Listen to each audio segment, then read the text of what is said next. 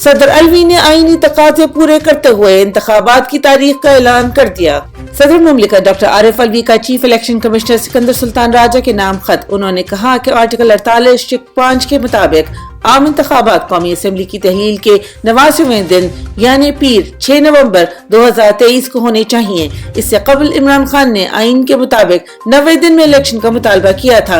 عمران خان کے وکیل علی اعجاز بٹ نے بتایا، عمران خان صاحب نے ہماری ملاقات کے دوران آئین پاکستان کی کتاب کو سامنے رکھ کر کہا کہ صدر پاکستان کو آئین پاکستان کی پاسداری کرتے ہوئے آرٹیکل 48(5) کے مطابق الیکشن کی تاریخ کا اعلان کرنا چاہیے اور آئین کے مطابق الیکشن 90 روز میں ہونے چاہیے تاکہ ملک میں آئین کی بالادستی، قانون کی حکمرانی ہو اور حقیقی جمہوریت آ سکے، جس کے لیے میں بھی قربانی دے رہا ہوں۔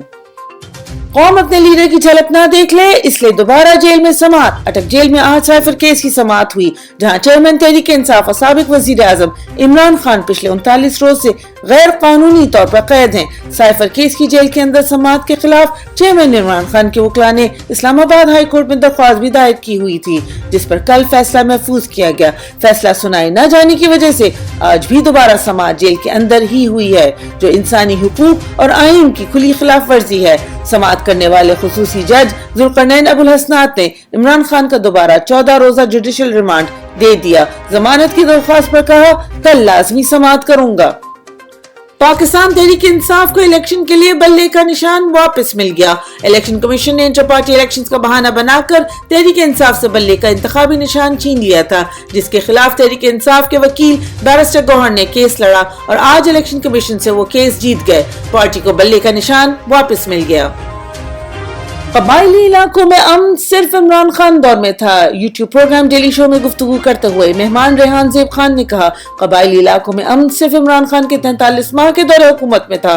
مجھے گرفتار کیا گیا تو جیل میں کہتے ہیں عمران خان کو سپورٹ کرنا چھوڑ دو، وہ غدار ہے۔ اگر عمران خان غدار ہے تو ہم سب غدار ہیں۔ ہم تو کہتے ہیں کوئی عمران خان سے بہتر موجود ہے تو بتا دو، ہم اسے ووٹ دے دیں گے۔ اگر کوئی عمران خان کی علاوہ ہے جس کے پاس اس ملک کے مسائل کا حل ہے تو ہم بھی اسے سپورٹ کریں گے، لیکن حقیقت یہ ہے کہ عمران خان اس ملک کا واحد قومی رہنما ہے۔ پاکستان کو ان مسائل سے صرف ایک قومی لیڈر ہی نکال سکتا ہے، اس سے زیادہ کچھ نہیں کہہ سکتا، کیونکہ میرے ضعیف ماں باپ ہیں اور پہلے بھی کافی دھمکیاں مل چکی ہیں۔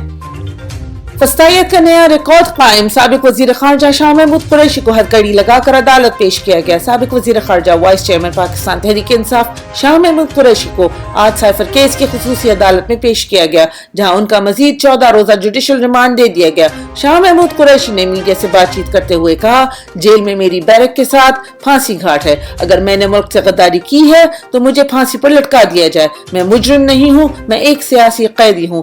ہمت اور بہادری کے ساتھ ہم سب کچھ برداشت کریں گے۔ تحریک انصاف رہنماؤں کے خلاف ریاستی فسطائیت جاری، سابق ایم این اے پاکستان تحریک انصاف آفتاب جہانگیر کے گھر رات گئے پولیس کا حملہ، فیملی کو زد و کوب کیا، گھر میں توڑ پھوڑ کی اور خواتین کو دھمکیاں دی۔ عمران خان کا ساتھ نہ چھوڑنے والے ہر ممبر کو بدترین فسطائیت کا نشانہ بنایا جا رہا ہے۔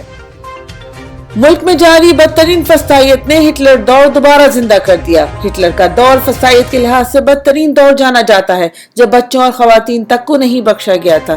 اسی کے نقش قدم پر چلتے ہوئے آج پاکستان میں بھی بچوں، خواتین تک نہیں بخشا جا رہا۔ اسی کی ایک مثال میاں عباد فاروق کا معصوم بیٹا ہے، جس کو سیاسی پریشر کے باعث کوئی ہسپتال لینے کو تیار نہیں۔ ہسپتال انتظامیہ نے عمار عباد کو وینٹیلیٹر تک دینے سے بھی انکار کر دیا۔ صداقت علی عباسی اغوا کیس کی سماعت، رہنما تحریک انصاف صداقت علی عباسی کو 13 روز قبل اسلام آباد سے اغوا کیا گیا، تاحال کسی عدالت میں پیش نہیں کیا گیا، جس کے خلاف آج اسلام آباد ہائی کورٹ میں سماعت ہوئی۔ جسٹس طارق محمود جہانگیری نے ریمارکس دیے، کیسے ممکن ہے ایک بندہ ریڈ زون پارلیمنٹ لاجز سے اٹھایا گیا، ابھی تک انکوائری مکمل نہیں ہوئی، 13 روز سے بندہ غائب ہے، کسی کو کچھ علم نہیں، بغیر کسی مقدمے کے اٹھا لیا جاتا ہے۔ کچھ خیال کریں، کم سے کم کسی مقدمے میں تو ڈالتے۔ چوری ڈکیتی اتنے پرچے ہیں، اسلام آباد دارالحکومت ہے، سی سی ٹی وی لگے ہیں، ایجنسیز ہیں، کیا امیج جائے گا؟ ایک کیس سے بندہ رہا ہوتا ہے، اسے دوسرے میں اٹھا لیا جاتا ہے، یہ کوئی طریقہ نہیں۔ سماعت 26 ستمبر تک ملتوی۔ عمران خان کی گرفتاری کے بعد امریکی اور برطانوی سفیروں کی غیر سفارتی ملاقاتیں جاری۔ چیئرمین عمران خان کی گرفتاری کے بعد سے امریکہ اور برطانوی ہائی کمشنر نہایت متحرک نظر آ رہے ہیں۔ پہلے امریکی سفیر اور آج برطانوی ہائی کمشنر کی چیف الیکشن کمشنر سے ملاقات ہوئی ہے۔ जबकि दूसरी तरफ अमरीकी सफीर गवादर में अहम मुलाकातें कर रहे हैं। ये मुलाकातें सरासर सिफारती आदाब के खिलाफ हैं। तहरीक इंसाफ ने भी इन पर तशवीश का इजहार किया था। तरसीलात ज़र में रिकॉर्ड 22% कमी। PDM की मचाई तबाही के असरात मुल्क की मईशत पर दिन ब दिन गहरे होते जा रहे हैं।